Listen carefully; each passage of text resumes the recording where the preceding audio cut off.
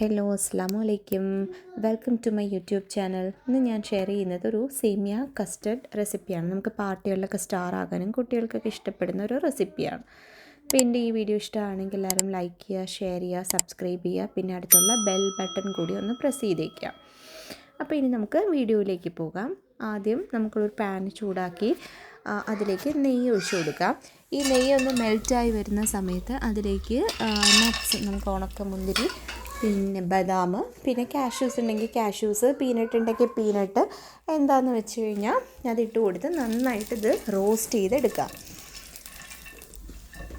ഇത് റോസ്റ്റായി വരുന്ന സമയത്ത് ഇത് മറ്റൊരു പാത്രത്തിലേക്ക് മാറ്റി കൊടുക്കാം. അതിനുശേഷം അതേ പാനിൽ തന്നെ കുറച്ചുകൂടി നെയ്യ് ഒഴിച്ചിട്ട് നമ്മുടെ സേമിയ, പൊടിച്ചെടുത്ത സേമിയയാണ്, കൈവച്ചിട്ട് ചെറുതായിട്ട് അത് ചെറിയതായിട്ട് പൊടിച്ചെടുക്കുക. ഞാനിവിടെ വളരെ തിന്നായിട്ടുള്ള സേമിയയാണ് ഞാനിവിടെ ഉപയോഗിക്കുന്നത്. അപ്പോൾ അത് ആ നെയ്യിലിട്ട് നന്നായിട്ട് റോസ്റ്റ് ചെയ്ത് എടുക്കാം. ഇത് റോസ്റ്റായി വരുന്ന സമയത്ത് ഇതിലേക്ക് ഞാനിവിടെ 3 കപ്പ് പാലാണ് എടുത്തിരിക്കുന്നത്. 3 കപ്പ് പാലും കുറച്ച് വെള്ളവും കൂടി, ഒരു 1/2 കപ്പ് വെള്ളവും കൂടി ഒഴിച്ചിട്ട് ആ സേമിയ നന്നായിട്ട് വേവാനായിട്ട് വെക്കുക. ഈ പാല് തിളച്ച് വരിക. അപ്പോൾ ആ ഒരു സമയം കൊണ്ട് സേമിയ നല്ല രീതിയിൽ വെന്ത് വരും.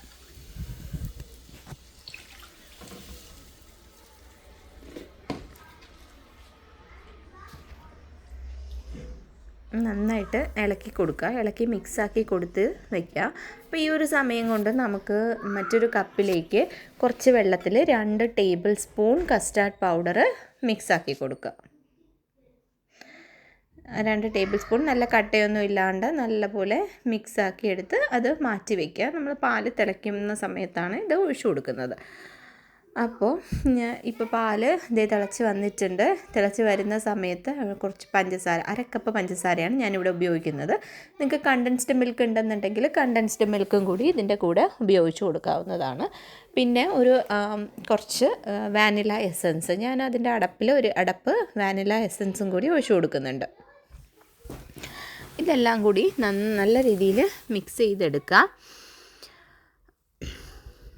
അത് കഴിഞ്ഞിട്ട് നമ്മൾ നേരത്തെ മിക്സ് ചെയ്ത് വെച്ചിരിക്കുന്ന കസ്റ്റാർഡ് ഒഴിച്ചു കൊടുക്കുക. അത് ഒഴിച്ച പാടെ തന്നെ നല്ല രീതിയിൽ ഇളക്കി കൊടുക്കുക. തീ ചെറുതായിട്ട് ചെറിയ ലോ ഫ്ലെയിമിലിട്ടിട്ട് വേണം ഇളക്കി കൊടുക്കാൻ, ഇല്ലാന്നുണ്ടെങ്കിൽ പെട്ടെന്ന് കട്ട പിടിക്കും.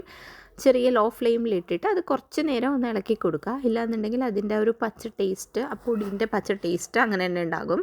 അപ്പോൾ അത് നല്ല രീതിയിലൊന്ന് ഇളക്കി കൊടുത്ത് അതെല്ലാം നല്ലപോലെ മിക്സായി സേമിയൊക്കെ കസ്റ്റാർഡൊക്കെ ഒന്ന് വെന്ത് വരണം. അപ്പോൾ ഇപ്പോൾ ഇവിടെ റെഡി ആയിട്ടുണ്ട്.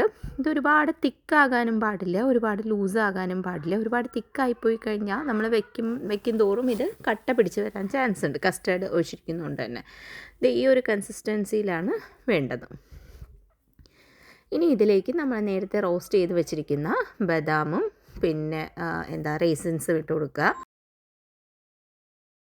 ഇത് കഴിഞ്ഞിട്ട് കട്ട് ചെയ്ത് വെച്ചിരിക്കുന്ന ആപ്പിളും സ്ട്രോബെറിയും ഫ്രൂട്ട്സ് ഇട്ട് കൊടുക്കുക. നമുക്ക് കയ്യിൽ ഏത് ഫ്രൂട്ട്സ് ഉണ്ടോ ആ ഫ്രൂട്ട്സ് എല്ലാം നമുക്ക് ഇതിലേക്ക് ഇട്ട് കൊടുക്കാവുന്നതാണ്.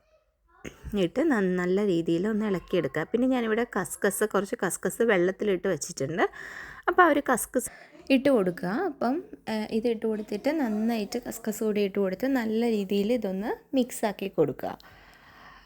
അപ്പോൾ ഇത്രയേ ഉള്ളൂ നമ്മുടെ സിമ്പിളായിട്ടുള്ള ഒരു സേമിയ കസ്റ്റാർഡിൻ്റെ റെസിപ്പി. കുട്ടികൾക്കൊക്കെ ഒത്തിരി ഇഷ്ടമാകുന്ന നല്ല ടേസ്റ്റി ആയിട്ടുള്ളൊരു ഡെസേർട്ട് റെസിപ്പിയാണിത്. ഇപ്പോൾ വീഡിയോ എല്ലാവർക്കും ഇഷ്ടമായിട്ടുണ്ടെങ്കിൽ എല്ലാവരും ലൈക്ക് ചെയ്യുക, ഷെയർ ചെയ്യുക, സബ്സ്ക്രൈബ് ചെയ്യുക. എൻ്റെ ആ വീഡിയോ ആദ്യമായിട്ട് കാണുന്നവരാണെന്നുണ്ടെങ്കിൽ ചാനൽ ഒന്ന് സബ്സ്ക്രൈബ് ചെയ്യുക. സബ്സ്ക്രൈബ് ചെയ്യാത്ത വീഡിയോ കാണുന്നവരും സബ്സ്ക്രൈബ് ചെയ്യുക.